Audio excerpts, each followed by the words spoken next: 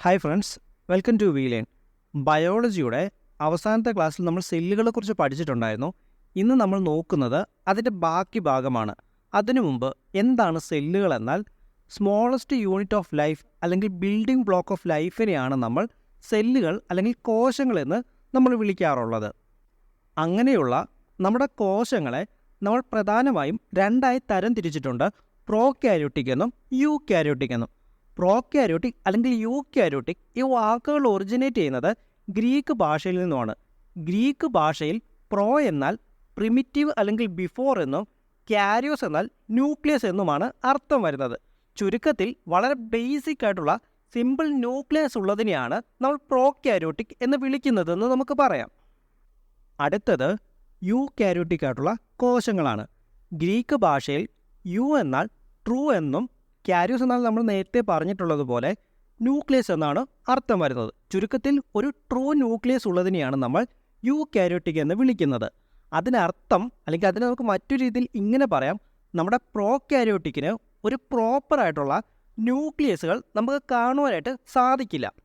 Nuclear മെറ്റീരിയലൊക്കെ ഇതിൽ കാണുവാൻ സാധിക്കും, എന്നാൽ അതിനെ എല്ലാം ഒന്നിച്ച് ചേർത്തുകൊണ്ട് ഒരു ന്യൂക്ലിയർ മെംബ്രെയിൻ പ്രോകാരിയോട്ടിക്കിൽ കാണുകയില്ല. കോശത്തിനുള്ളിൽ കാണുന്ന ദ്രാവകമാണ് സൈറ്റോപ്ലാസം. ഒരു പ്രോകാരിയോട്ടിക് ആയിട്ടുള്ള കോശത്തിൽ അതിൻ്റെ സൈറ്റോപ്ലാസത്തിൽ ന്യൂക്ലിയർ മെറ്റീരിയലുകൾ കാണപ്പെടുന്ന ഭാഗത്തെയാണ് അതിൻ്റെ ന്യൂക്ലിയോയിഡ് റീജിയൻ എന്ന് നമ്മൾ വിളിക്കാറുള്ളത്.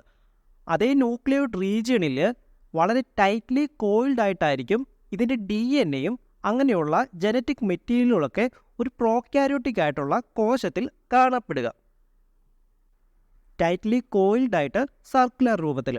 അപ്പോൾ ഈ ഒരു പോയിന്റ് നിങ്ങളൊന്ന് ഓർത്ത് വെക്കുന്നത് നല്ലതായിരിക്കും. നിങ്ങൾക്കിപ്പോൾ വലിയൊരു എക്സാം വരുവാണ്, ഇപ്പോൾ ഡിഗ്രി ലെവൽ അല്ലെങ്കിൽ KS അങ്ങനെ ഏതെങ്കിലും ഒരു എക്സാം വരുന്ന സമയത്ത് പ്രോകാരിയോട്ടിക്കും യൂകാരിയോട്ടിക്കും തമ്മിലുള്ള ഡിഫറൻസ് വരുന്ന സമയത്ത് ഇത് അതിലൊരു ഓപ്ഷനായിട്ട് വരാൻ സാധ്യതയുള്ള ഒരു പോയിൻ്റാണ്. എന്നാൽ ഒരു യൂകാരിയോട്ടിക് ആയിട്ടുള്ള ഒരു കോശം നമ്മൾ പരിശോധിച്ചാൽ അതിൽ വളരെ വെൽ ഓർഗനൈസ്ഡ് ആയ ഒരു ന്യൂക്ലിയസ് നമുക്ക് കാണുവാൻ സാധിക്കും. അതിനൊരു പ്രോപ്പറായിട്ടുള്ള ന്യൂക്ലിയർ മെംബ്രെയിൻ ഉണ്ടായിരിക്കും. ഇവയ്ക്ക് സാധാരണയായി ഒരു ഇന്നർ മെംബ്രെയിനും അതുപോലെ തന്നെ ഒരു ഔട്ടർ മെംബ്രെയിനും ചേർന്നുകൊണ്ട് ഒരു ഡബിൾ ലെയർ ന്യൂക്ലിയർ മെംബ്രെയിൻ ആയിരിക്കും നമ്മുടെ യൂകാരിയോട്ടിക് ആയിട്ടുള്ള കോശങ്ങളിൽ കാണപ്പെടുക. ഇതിനുള്ളിൽ ഈ ഡബിൾ ലെയർ ന്യൂക്ലിയർ മെംബ്രെയിനുള്ളിലായിരിക്കും അതിൻ്റെ ജനറ്റിക് മെറ്റീരിയലുകളൊക്കെ ഒരു യൂകാരിയോട്ടിക് ആയിട്ടുള്ള കോശത്തിൽ കാണപ്പെടുന്നത്. ഇവ രണ്ടും തമ്മിൽ അടുത്തൊരു ഡിഫറൻസ് വരുന്നത് പ്രോകാരിയോട്ടിക് ആയിട്ടുള്ള കോശങ്ങൾ വളരെ സിമ്പിൾ ഇൻ നേച്ചർ ആയിരിക്കും.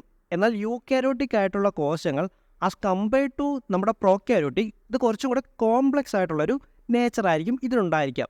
കൂടാതെ നമ്മുടെ പ്രോകാരിയോട്ടിക് ജനറലി നമ്മുടെ യൂകാരിയോട്ടിക്കുമായിട്ട് കമ്പയർ ചെയ്യുന്ന സമയത്ത് പ്രോകാരിയോട്ടിക് ആയിട്ടുള്ള കോശങ്ങൾക്ക് വലിപ്പം കുറവായിരിക്കും.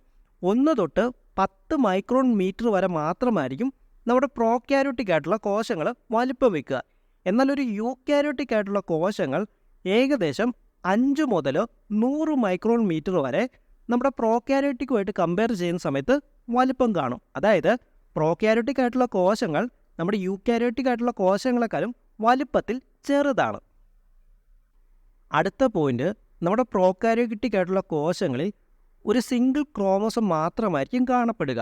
എന്നാൽ യൂകാരിയോട്ടിക് ആയിട്ടുള്ള കോശങ്ങളിൽ നമുക്ക് മൾട്ടിപ്പിൾ ക്രോമോസോംസ് ആ സ്ഥാനത്ത് നമുക്ക് കാണപ്പെടുന്നതാണ്. ഇനി എന്താണ് ക്രോമോസോം, എന്താണ് പ്രോട്ടോപ്ലാസം, എന്താണ് സൈറ്റോപ്ലാസം, എന്താണ് മൈറ്റോകോൺട്രിയ, എന്താണ് ഗോൾഗി അപ്പാരറ്റസ്, ഇങ്ങനെയുള്ള കാര്യങ്ങളൊക്കെ നമുക്ക് മുന്നോട്ട് പോകുന്ന സമയത്ത് വളരെ ഡീറ്റെയിൽ ആയിട്ട് തന്നെ പഠിക്കാം. ഇപ്പോൾ ഇത്രയും മാത്രം ഓർത്ത് വെക്കുക: നമ്മുടെ പ്രോകാരിയോട്ടിക് ആയിട്ടുള്ള കോശങ്ങളിൽ ഒരു സിംഗിൾ ക്രോമോസോം ആയിരിക്കും കാണപ്പെടുക. എന്നാൽ യൂകാരിയോട്ടിക് ആയിട്ടുള്ള കോശങ്ങളിൽ ആ സ്ഥാനത്ത് മൾട്ടിപ്പിൾ ക്രോമോസോംസ് കാണപ്പെടുന്നുണ്ടെന്നുള്ളത്. അടുത്തതായി നമ്മൾ പഠിക്കുന്നത് സെൽ തിയറിയാണ്. 2 ബയോളജിസ്റ്റുകളായിട്ടുള്ള ഷ്ലെയ്ഡനും ഷ്വാനും ചേർന്നുകൊണ്ടാണ് സെൽ തിയറി ഡെവലപ്പ് ചെയ്തത്. ഇത് ആദ്യമായിട്ട് പബ്ലിഷ് ചെയ്യുന്നത് ഇവർ പുറത്തുവിടുന്ന ഒരു പേപ്പറിനകത്താണ്. ആ പേപ്പർ ഇതാണ്: microscopic investigations on the similarities of structure and growth in plants and animals എന്ന് ഇവർ പബ്ലിഷ് ചെയ്യുന്ന ഒരു പേപ്പറിനകത്താണ് ആദ്യമായി സെൽ തിയറി പബ്ലിഷ് ചെയ്തു വരുന്നത്. അപ്പോൾ എന്താണ് ഈ തിയറി പറയുന്നത്? All living organisms are composed of minute units called cells. അല്ലെങ്കിൽ ജീവനുള്ള എല്ലാ ഓർഗാനിസംസും അത് പ്ലാന്റ്സ് ആയാലും ആനിമൽസ് ആയാലും രൂപപ്പെട്ടിരിക്കുന്നത് വളരെ ചെറിയ യൂണിറ്റുകളായിട്ടുള്ള സെല്ലുകൾ കൂടിച്ചേർന്നുകൊണ്ടാണ്. ഈ പറയുന്ന തിയറിയാണ് നമ്മുടെ ഷ്ലെയ്ഡൻ്റെയും ഷ്വാൻ്റെയും സെൽ തിയറി എന്ന് നമ്മൾ ജനറലി പറയുന്നത്. പിന്നീട് ഈ തിയറീനെ മറ്റൊരു ബയോളജിസ്റ്റ് ആയിട്ടുള്ള റുഡോൾഫ് വിർച്ചോവ് കുറച്ചുകൂടി എക്സ്പാൻഡ് ചെയ്യുന്നുണ്ട്.